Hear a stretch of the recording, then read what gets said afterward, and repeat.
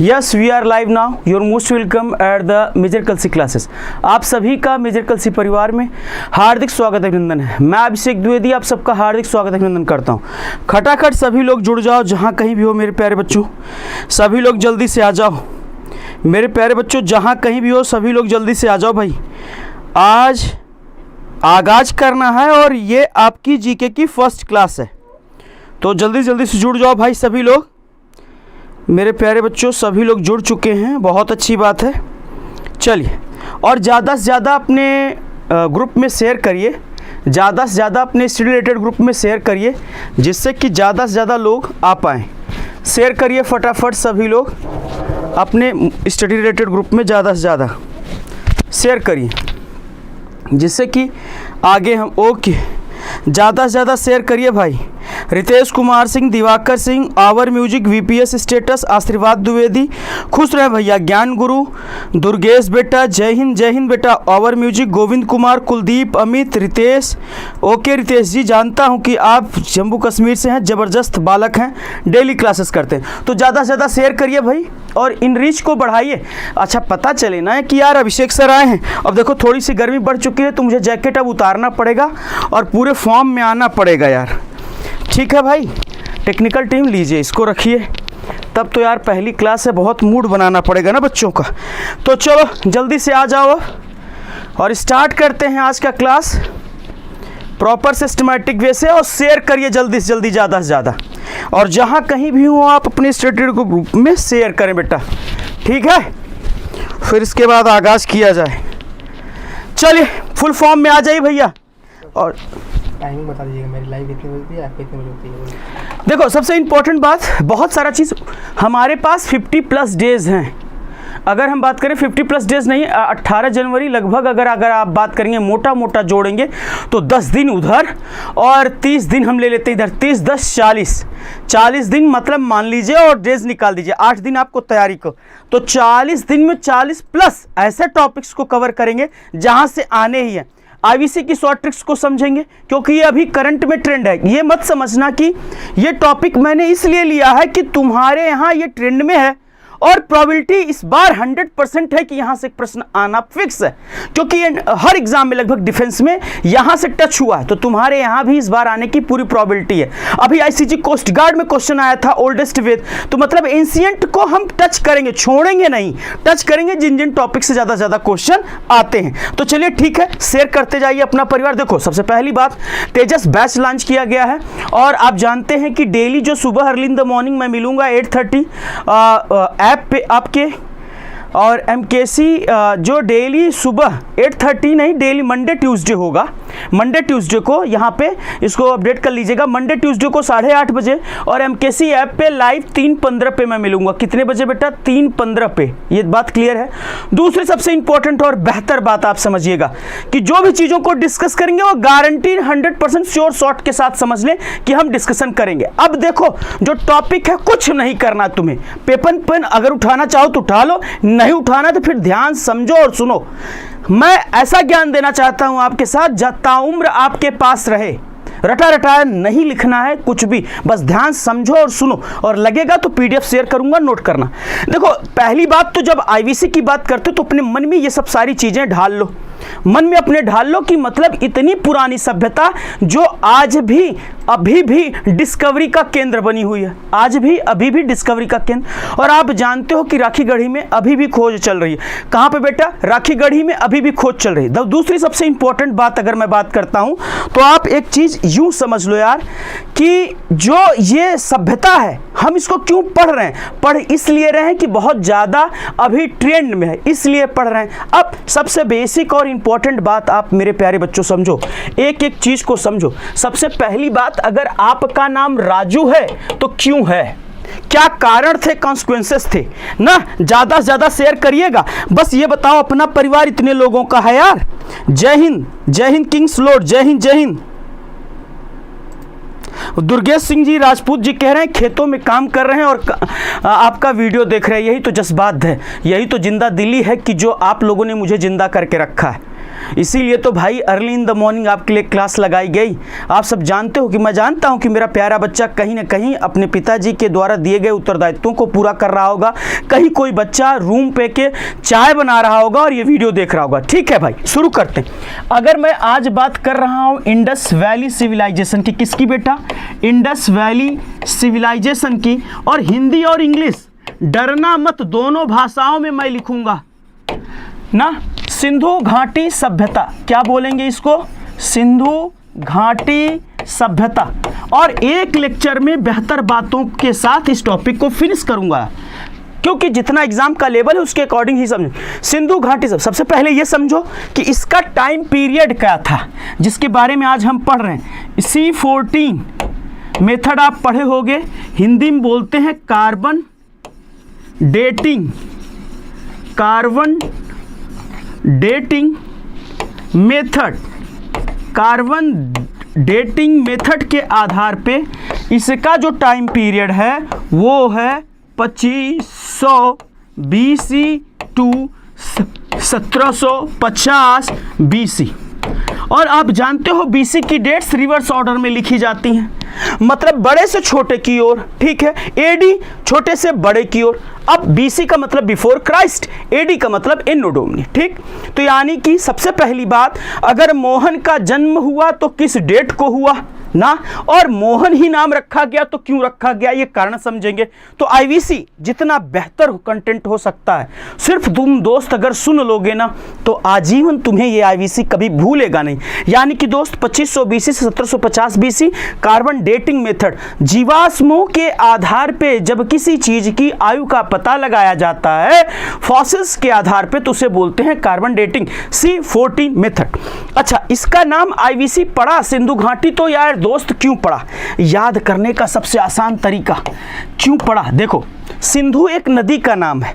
अच्छा याद रखना बेटा, सिंधु एक नदी का नाम है जिसे क्या करते थे ग्रीक लोग? इंडस भी कहते थे। क्या कहते थे? इंडस कहते थे। क्या कहते थे? इंडस। यही है, सिंधु की वजह से ही हमारा क्षेत्र विशेष जो है सिंधु नदी है।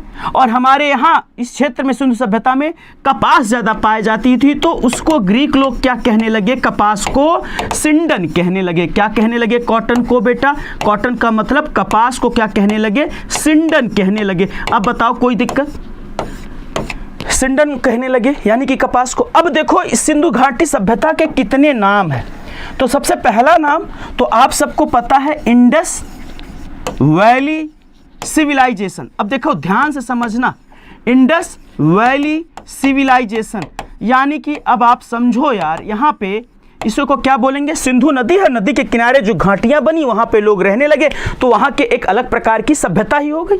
जैसे हम ही लोग हैं, मेजर कलसी परिवार है, यहाँ पे हम बच्चों को आज आके पढ़ाते हैं, तो जो कल्चर हम दे रहे हैं बच्चों को, NDA में सिलेक्ट हो रहे हैं, यानी कि एक हमारी अलग कल्चर बनेगा। वहां पे बच्चा जाएगा, अपनी कैडेट्स को बताएगा कि भाई हमने वहां से कोचिंग की थी, हमारे ये फलाने सर थे, हमको पढ़ाए थे, तो एक अलग कल्चर को डेवलप करेगा कि भाई ठीक है, हमको बेहतर लगा और आप भी जाकर के वहीं से प्रिपरेशन कर लो। क्लियर हो गई बात? तो यानी इंडस वैली सिविलाइजेशन यानी कि इसे क्या बोलेंगे? सिंधु।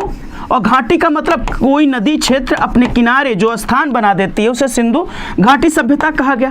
अच्छा एक चीज और समझो यार, सिर्फ एकलौते ये नदी नहीं थी ना कि जिसके किनारे लोग रहे, यानी कि एक नदी और थी जिसके किनारे लोग रहे, इसकी वजह से दूसरा एक नाम पड़ा, उसे बोला गया सिंधु। क्या बोला गया बेटा? सिंधु घग्गर सिविलाइजेशन। सिंधु घग्गर सिविलाइजेशन। क्या बोला गया? सिंधु घग्गर सिविलाइजेशन। अब देखो मेरी बात को समझो, सिंधु नदी है पुरानी वाली वही, और एक नई नदी अगर मैं बात करूं तो घग्गर जुड़ गई, तो सिंधु घग्गर सिविलाइजेशन सभ्यता हो गया। कोई दिक्कत, कोई खुजली हो तो बताओ यार, कोई समस्या, कोई दुख दर्द, कोई पीड़ा कहीं भी हो तो बताओ। अब तीसरा नाम क्या पड़ा यार? पहली बार लोगों ने ना ब्रॉन्ज।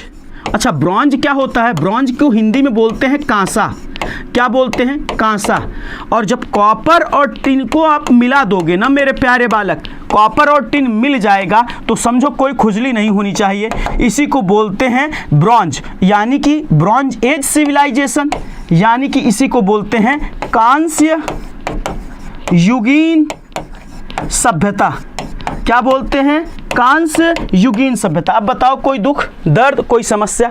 दूसरा चीज इसकी का नाम क्या है, इसी को बोलते हैं भारतीय इतिहास की पहली शहरी सभ्यता, अर्बन सिविलाइजेशन। अगर आपसे कोई पूछे कि भारतीय इतिहास की पहली ऐसी सभ्यता जो ग्रामीण नहीं थी, वो सिंधु घाटी सभ्यता है। यानी कि सिंधु घाटी सभ्यता का दूसरा नाम क्या है, शहरी सभ्यता है। यानी कि बेटा ये 3 पॉइंट मैं क्यों बेहतर तरीके से लिखवाया, क्योंकि आपको पता है शहरी सभ्यता कहा जाता था इसी को कहा जाता था शांति प्रिय सभ्यता, इसी को क्या कहा जाता था, अगर मैं बोलूं तो व्यापार प्रधान सभ्यता।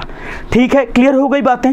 तो मतलब अन्य नाम थे, तो ये नाम जो मैंने आपको बताए आपके एग्जाम लेवल पे, ये आपको 3 नाम आपके दिमाग में सेट होने चाहिए बेटा। बस अपना परिवार इतना ही बड़ा रहेगा यार। दिवाकर सिंह खुजली, विलास कुमार चौहान जी, मजा आ रहा है। सरस्वती रिवर आंसू, word best teacher, thank you so much भैया। दुर्गेश सिंह राजपूती, संदीप कुमार जी, जय हिंद मेरे लाल।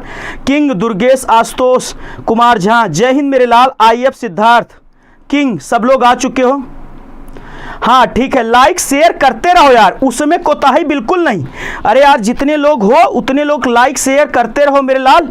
और ये बताओ यार ना कि अब अभिषेक सर आ चुके हैं, कहीं कोई दिक्कत होगी नहीं मेरे लाल प्यारे बच्चों ना।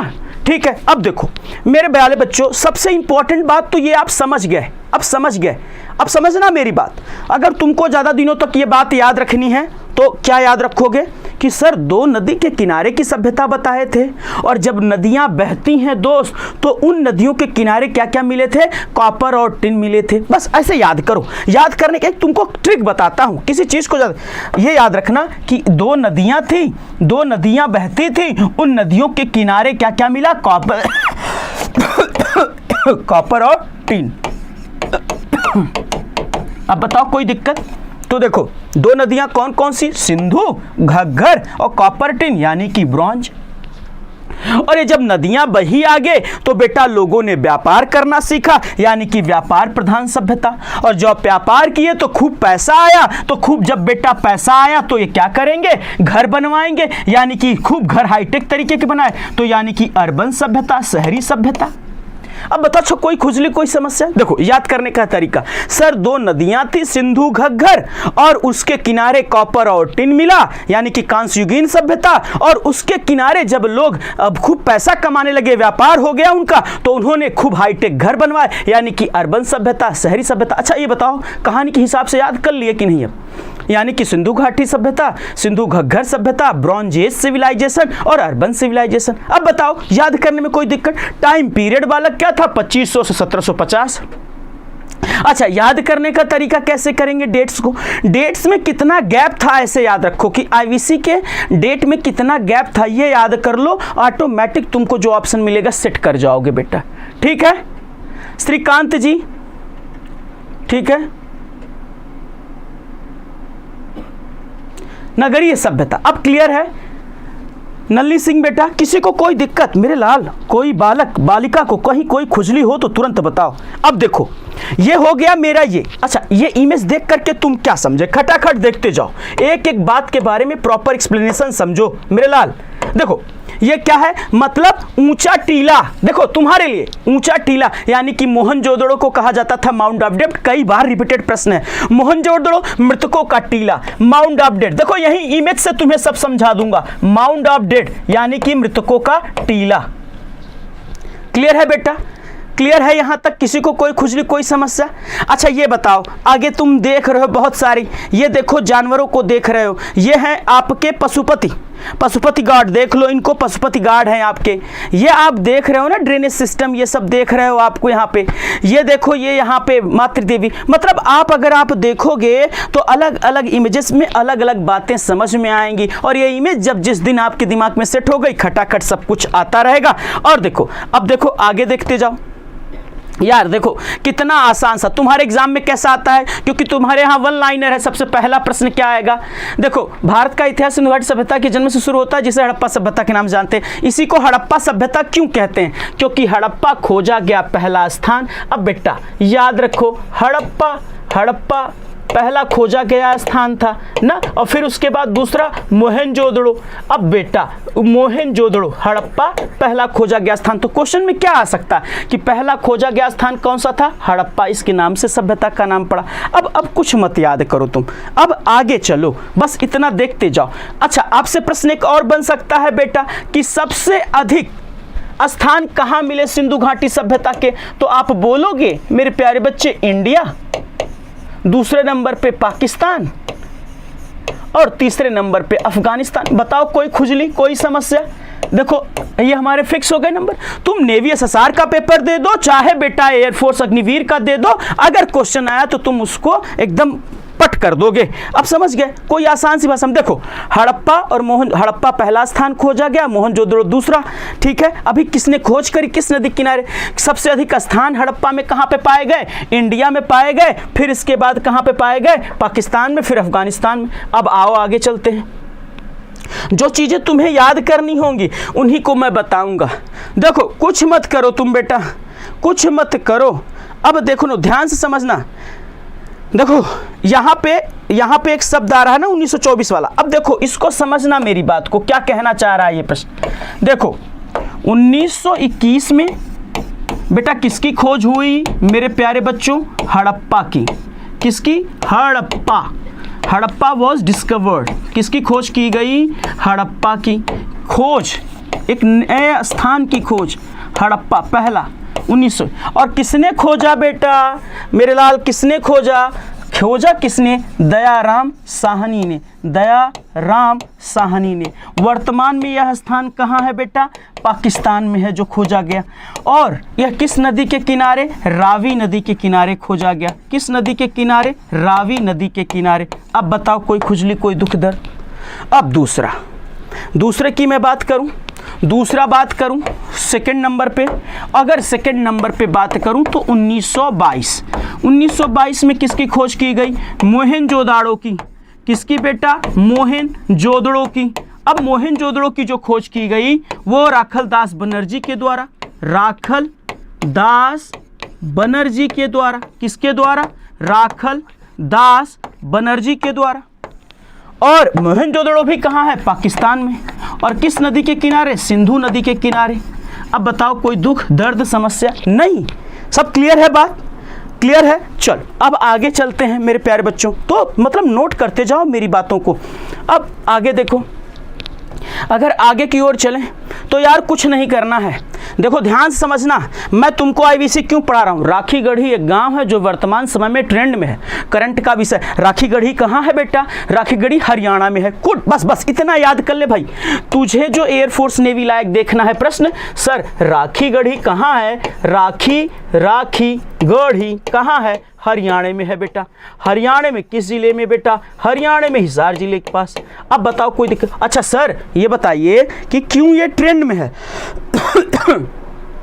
क्योंकि राखीगढ़ी से कुल 11 सैंपल लिए गए हैं, तो उनका नाम रखा गया है RGR-1 से लेकर के RGR का मतलब राखीगढ़ी 1 और राखीगढ़ी 11 तक पूरे जो सैंपल लिए गए हैं, स्थानों की खोज की गई है, उनका नाम रखा गया। अब बताओ कोई खुजली, कुछ दुख दर्द?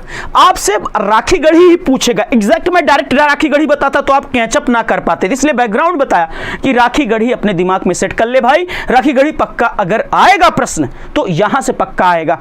और नेवी एसएसआर और इसमें अगर हम बात करते हैं एयरफोर्स में तो वन लाइनर में यही पूछ लेगा, where is the Rakhigarhi? Rakhigarhi कहाँ है जो वर्तमान समय में चर्चा में है? बस राखीगढ़ी हरियाणा में है। और क्या खोज की जा रही है? यहाँ से खोज किया जा रहा है भैया, जो अभी क्या मिला है यहाँ पे RGR-1 से? यहाँ पे मिला है 5000 साल पुराने सोने और कॉपर के बीट्स, मतलब फैक्ट्री बनाने की स्थान मिले हैं। दूसरी चीज़ यहाँ पे क्या मिले हैं? यहाँ से ये पता चलता है कि लोग अपने शवों को कुछ पास में भी दफनाते थे। ठीक है। दूसरी चीज़ यहाँ से क्या पता चला है? यहाँ से ये पता चला है कि लोग रिहायशी एरियो में रहा करते थे। तो बहुत सारी चीज़ों का पता चलेगा। ठीक है।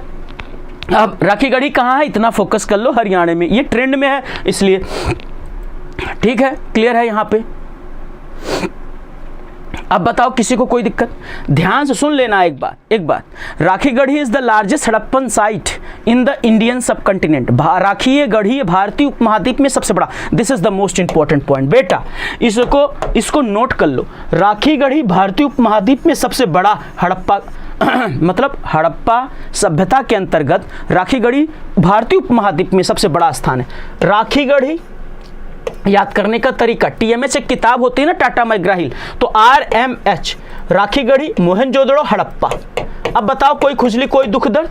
राखीगढ़ी याद करने का सीक्वेंस याद रख लो बेटा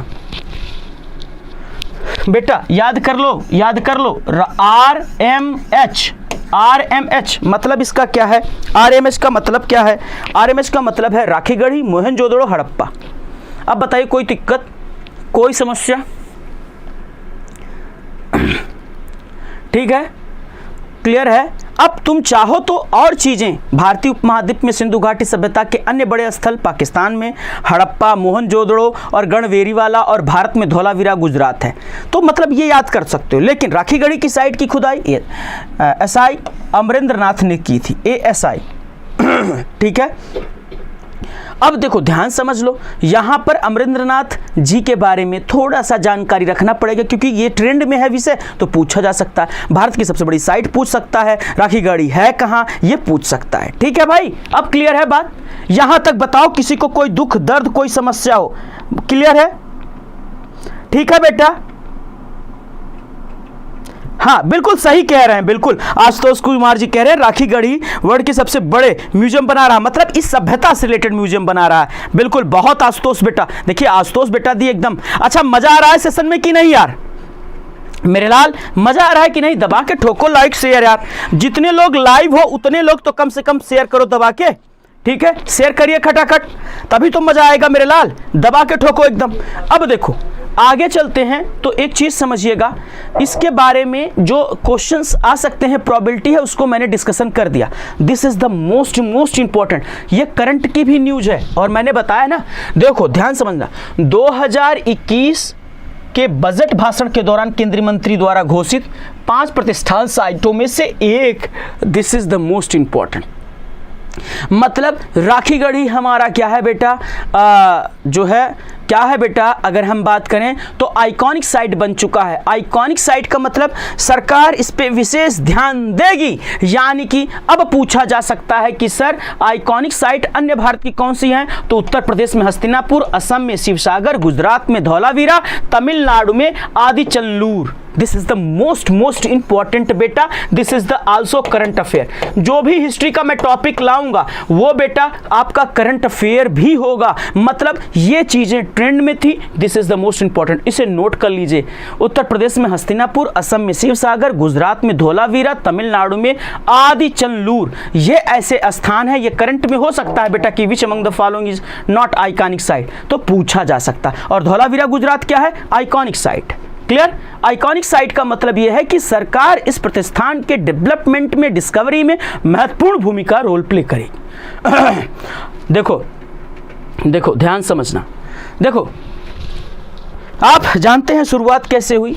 सबसे इंपॉर्टेंट बात, मानव का पहला पालतू क्या था? कुत्ता था। पहला पालतू जो पशु है वो क्या है बेटा? कुत्ता, जो मध्य पाषाण युग में था।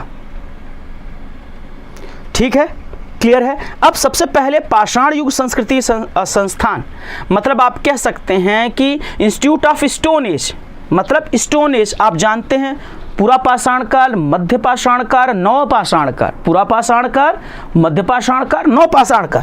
तो स्टोन एज के बारे में, इससे संबंधित संस्थान की स्थापना किसने करी थी? रॉबर्ट बूसफूट, याद रखिएगा। और कब करी थी? 1863। दिस इज दोनों मोस्ट इंपॉर्टेंट है। मानव का पहला पालतू पशु कुत्ता, मानव का पहला पालतू पशु। अच्छा, इंसान के द्वारा प्रयोग किए जाने वाली पहली धातु वो क्या थी बेटा? तांबा। तांबा क्या है बेटा? तांबा। तांबा याद रखिएगा, इंसान मनुष्य के द्वारा प्रयोग की जाने वाली पहली धातु तांबा, और पालतू पशु जो था वो था कुत्ता। ठीक है, देखो 3-4 प्रश्न यहीं से पकड़ेंगे और याद रखिएगा ये अगर पूछ लेगा तो अच्छी बात है। कुत्ता कब था? मध्य पाषाण युग में। अच्छा, पाषाण युग संस्कृति मतलब स्टोन एज से संबंधित जो इंस्टीट्यूट है उसकी स्थापना किसने करी? रॉबर्ट बूसफूट ने। कब करी? भारत में 1863 में। अब बताओ, कोई खुजली, कोई दुख दर्द, किसी को भी कोई समस्या, कोई दुख दर्द, अब कोई ऐसी बात जो ना समझ में आई वो बताएं। अब आगे चलते हैं, खटाखट आगे चलेंगे। देखो यहां से भी क्वेश्चन बनेंगे। नए पाषाण युग में बिहार से हड्डियों कहते हैं, this is the most important. जो अपना जो है न्यू स्टोन एज है, स्टोन एज, सबसे पहले स्टोन एज आया, फिर इसके बाद stone age plus copper age दोनों मिक्स आए, ठीक है, क्लियर है। तो यानी कि आप समझ रहे हैं नए पाषाण युग में बिहार से किसके अवशेष मिले थे? हड्डियों के। और उसके क्या मिले थे? हथियार मिले थे, मतलब बोन्स वेपन, हथियार। अब भाई कुछ था ही नहीं, आप जानते हो कि हड्डियां कितनी मजबूत होती, तो उनके हथियार मिले। Firstly the metal used in weapons was copper, मतलब यहाँ पे कॉपर लिखेंगे, कूपर लिखा है, मतलब कॉपर का मतलब जो ऑलरेडी मैं आपको बता चुका हूं, तांबा इंसान के द्वारा प्रयोग की जाने वाली। More ever human know firstly the metal names as a copper, यहाँ पे कॉपर लिख लें, कूपर नहीं है, कॉपर है। अब देखो 3-4 प्रश्न तो मनुष्य का पहला पालतू पशु कुत्ता हो गया। दूसरा प्रयोग की जाने वाली धातु जो थी वो कौन सी हो गई बेटा? वो हो गई तांबा। और स्टोन एज संस्कृति संबंध संस्थान की स्थापना किसने करी? रॉबर्ट बूसफूट ने। कब? 1863 में, ठीक है। सिंधु सभ्यता के विभिन्न नाम, सिंधु सभ्यता का टाइम पीरियड 2500-1750, जितनी चीजें पढ़े सब रिकॉल हो गई। अब आगे की ओर चलते हैं, मूव ऑन करते हैं आगे की ओर। देखो ये प्रश्न आ सकते हैं और आपके यहाँ air force, wheels was introduced in new stone as, new पाषाण युग में, नौ पाषाण युग की बात करें तो किसका प्रयोग किया गया था? पहिए का। ये जो पहिया आप देखते हैं, नौ पाषाण में किसका प्रयोग किया गया? पहिए का। और कृषि, नौ पाषाण युग में कृषि की शुरुआत हुई, ठीक है। सबसे पहले कृषि के सुराग कहाँ मिले? मेहरगढ़, सिंधु नदी के पश्चिम में। This is the most important. यानी कि एक चीज और, सबसे पालतू पशु कौन सा था? कुत्ता। पहली धातु कौन सी थी? तांबा। कहाँ पे कृषि के साक्ष्य मिले? मेहरगढ़, ठीक है। कृषि के साक्ष्य कहाँ पे मिले बेटा? कृषि के साक्ष्य सुराग मेहरगढ़ में। अब अगला प्रश्न अगर आपसे पूछ ले बेटा कि पहिए का आविष्कार कब हुआ? न्यू स्टोन एज में। ये बताओ, प्रश्न पक्के आए हैं ना प्रीवियस ईयर में? ये सारे किनारे प्रीवियस ईयर में आए हुए क्वेश्चन है।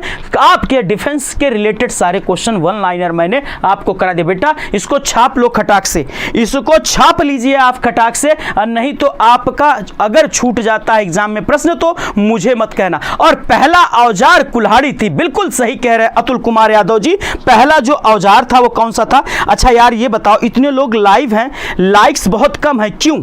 डर लगता है लाइक्स की बटन दबाने में? यार थोड़ा सा शेयर करो। अगर आपको मजा आ रहा है तो शेयर करो, तभी दोस्त मुझे भी मजा आएगा। अगर आपको मजा आ रहा है तो शेयर करो, ज्यादा से ज्यादा लाइक दबा के ठोको। और उसमें कोई दुख दर्द हो और कहीं कोई समस्या हो तो बताओ। समझ लिए भैया मिस्टर नेवी? ठीक है। पाछा पाषाण युग डिस्क्राइब करते हैं। देखो पूरा पाषाण काल मतलब सिर्फ वहां पे कोई ऐसा डेवलपमेंट एज सच नहीं हुआ। मध्य पाषाण काल और नौ पाषाण काल में थोड़ा सा बेहतर एज आया।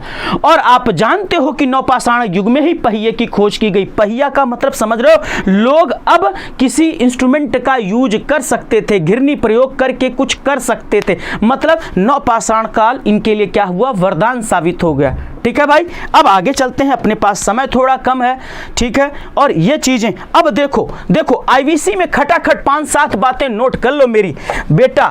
इनकी जो लिपि थी वहां से अगर प्रश्न बने, लिपि का मतलब समझते हो? स्क्रिप्ट। जैसे हम लोगों की लिखने की लिपि है देवनागरी, स्क्रिप्ट नोट करो खटाखट। इनकी लिपि का नाम था पिक्टोग्राफिक। अच्छा पिक्टोग्राफिक, जैसे हम लोग लिखते हैं ना हिंदी में, दाएं से बाएं, दाएं से बाएं से दाएं ना, आप समझ गए? तो पिक्टोग्राफिक का मतलब होता है भाव चित्रात्मक। और इनकी लिपि कैसी थी बेटा? भाव चित्रात्मक। अब बताओ कोई खुजली, कोई दुख दर्द? दूसरा चीज, लिपि कैसी थी स्क्रिप्ट में? इनकी पिक्टोग्राफिक। दूसरा अगर हम बोलें तो इनकी लिपि कैसी थी? पिक्टोग्राफिक, भाव चित्रात्मक। दूसरे नंबर पे अगर हम बात करें, ये लिखते कैसे थे? तो लिखते कैसे थे बेटा? राइट टू लेफ्ट, मतलब ऐसे, इधर से ऐसे लिखते थे।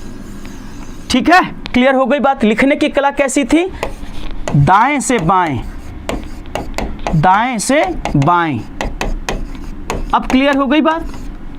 कोई दिक्कत, कोई दुख दर्द? पिक्टोग्राफिक का मतलब भाव चित्रात्मक, इनकी लिपि का नाम था पिक्टोग्राफिक, मतलब फीलिंग बेस्ड कह सकते हैं। और लिखने की कला थी जो थी वो राइट टू लेफ्ट।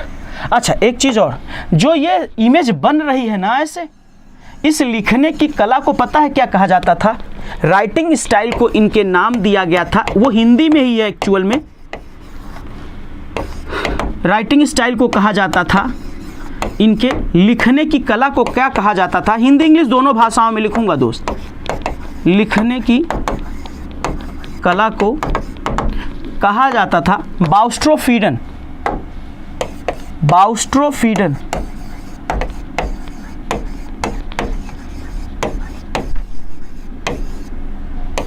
क्या कहते थे? बाउस्ट्रोफीडन।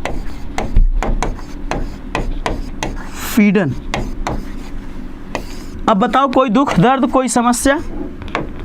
ठीक है, आगे चले। इनका जो प्रिय देवता कह सकते हो ना, मेजर, मतलब मेल देवता, प्रिय देवी, वही फीमेल ही होगा, मेल और फीमेल देती। याद रखना बेटा, पशुपतिनाथ, पशुपतिनाथ।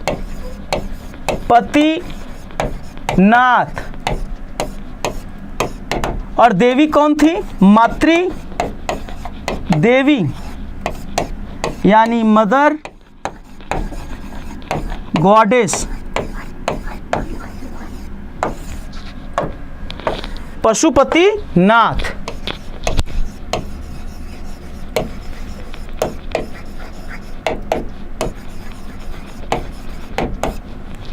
अब बताओ, कोई खुजली, कोई समस्या, कोई दुख दर्द? अब देखो यार, ये नेचर की पूजा करते थे, मेल और फीमेल सेक्स ऑर्गन की पूजा करते थे, कोबरा की पूजा करते थे। किसकी किसकी पूजा करते थे? कोबरा, यानी कि नाग की पूजा करते थे। वर्शिप, नेचर की पूजा करते थे, प्रकृति की पूजा करते थे। किसकी? प्रकृति की पूजा करते थे। ठीक, और इसके साथ साथ किसकी पूजा करते थे मेरे लाल? इसके साथ साथ ये पूजा करते थे किसकी? नेचर की पूजा के साथ साथ वो कैसे किसकी पूजा करते थे? मेल और फीमेल सेक्स ऑर्गन की, male and female sex organ की। यानी कि अगर बात करूं तो लिंग और योनि की पूजा करते थे। किसकी? लिंग और योनि की पूजा करते थे। ठीक है, अब बताओ, कोई खुजली, कोई दुख दर्द? योनि की पूजा करते थे। अच्छा, इनका पवित्र पक्षी कौन सा था बेटा? इनका पवित्र जो पक्षी था, प्रिय बर्ड जो था, कह सकते हैं पवित्र पक्षी जिसे कह सकते हैं आप डोब। डोब का मतलब क्या होता है? फाख्ता। अब बताओ, कोई दुख दर्द? वन हॉर्न रेनो, सॉरी, अच्छा, इसके साथ साथ वन हॉर्न रेनो के हम्ड बुल, कुबल वाला सांड, हम्ड बुल की भी पूजा होती थी। अब बताओ, कोई दुख दर्द समस्या? और इनकी सोसाइटी कैसी थी? मातृसत्तात्मक, मतलब आप जानते हैं कि सिद्ध सभ्यता में जो टेराकोटा इमेजेस मिले वो महिलाओं के मिले। सर्वाधिक किसके इमेजेस मिले? महिलाओं के। तो ये सभ्यता कैसी थी? मैट्रियोकल। तो आपसे पूछा जा सकता है एग्जाम में, सिंधु समाज कैसा था? सिंधु समाज कैसा था बेटा? मैट्रियोकल था। मैट्रियोकल मतलब, मैट्रियोकल का मतलब क्या होता है? मैट्रियोकल का मतलब होता है मातृसत्तात्मक। मातृसत्तात्मक का मतलब होता है महिला प्रधान समाज। कैसा बेटा? वुमन सुप्रीमेसी की बात की जा रही है। किसकी? वुमन सुप्रीमेसी की बात की जा रही है। अच्छा, सेशन में मजा आया? दुर्गेश कुमार जी, मजा आ रहा है। Shivam Singh ji, Kings, mother goddess Pashupatinath, बिल्कुल सही। चंदन स्वान सर, सारा क्वेश्चन, हाँ बिल्कुल बिल्कुल। MKC Anubhav Shukla ji, thank you so much, love you lord भैया। किसकी कैसी किसकी स्क्रिप्ट? स्क्रिप्ट का मतलब सिंधु सभ्यता में जैसे लोग लिखते थे बेटा। देखो आज हम देवनागरी में लिखते हैं ना, क म ल, ठीक है। सोनम गुप्ता क्या लिखते हैं? सोनम गुप्ता। अब उस पर मत चले जाना, सोनम गुप्ता बेवफा है नोट वाला, मतलब मैं ऐसे ही बोल रहा हूँ। मतलब ये लिखते हैं ना, तो हम कैसे लिख रहे हैं, लिखने की कला, उनकी लिखने की कला अलग थी हमसे, बस इसी का मैं डिस्कशन कर रहा हूँ। हम लोग कमल मतलब कैसे लिख रहे हैं, राइट हैंड से नहीं, लेफ्ट से लिख रहे हैं ना, लेफ्ट तरफ से, तो हमारी लिखने की कला लेफ्ट ही थी। ठीक है, अब बताइए भाई, कोई दिक्कत, कोई दुख दर्द, कोई मतलब कोई भी ऐसा सवाल जो ना आ रहा हो। अब बताओ यार, अनुभव शुक्ला जी मजा आ रहा है, थैंक यू सो मच अनुभव जी, जान लगा देंगे। देखो मेरा एक ही एम है, ऑब्जेक्टिव है, कोई दिखावापन नहीं, कोई जोर जबरदस्ती नहीं, दिल दिमाग शांत करके यहाँ बैठिए। मुझे दोस्त 50 लगभग 40 दिन अपने जीवन का दे दीजिए, 8:30 से लेकर के अगर आप 9:15 तक मुझे अपने 40 दिन 40 डेज दे देते हो दोस्त, तो गारंटी देता हूँ तुम्हारा आगे का 40 साल मैं बेहतर बना दूंगा। ये 40 दिन आपके जीवन के गिन लेना, और 40 साल अगर बेहतर ना बना दूँ तो मेरा नाम नहीं। बस तुम्हारा प्यार और सपोर्ट मिलते रहना चाहिए, उसके बिना तो सब कुछ अधूरा है, समझ रहे ना। और पिछला भी रिकॉर्ड आपको याद ही होगा, एनडीए में 7 आवर्स का बैक टू बैक।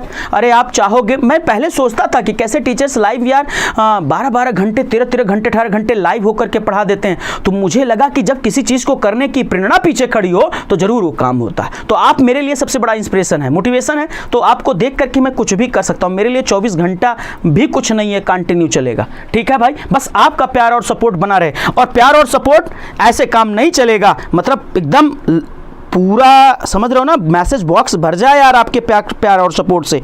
ठीक है ना, समझ रहे हैं कि नहीं। और लाइक शेयर तो सब्सक्राइब होते रहना चाहिए, नालायकों नहीं बहुत मार मारेंगे, जीवन खराब कर देंगे मार मार के, तुम लोगों का क्या कर देंगे, जीवन खराब कर देंगे।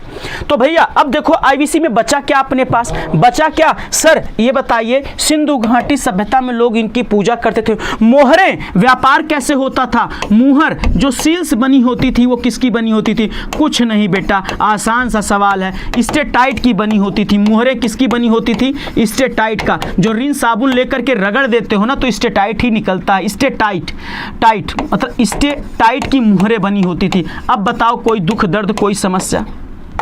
ठीक है, अब ध्यान से सुन लो मेरी बात, इसमें सर जॉन मार्शल का बहुत बड़ा योगदान था, आपसे पूछा जा सकता है सर जॉन मार्शल, और कुछ बंदरगाहों के बारे में पूछा जा सकता है। तो जैसे कि मैं आपको बता दूं, ओल्डेस्ट पोर्ट ऑफ आईवीसी आपसे पूछा जा सकता है। आईवीसी तो यानी कि क्या बताएंगे बेटा, लोथल बताएंगे, और लोथल है कहाँ बेटा, गुजरात में। अब बताओ कोई दुख दर्द, कोई समस्या नहीं है। ठीक है, लोथल में।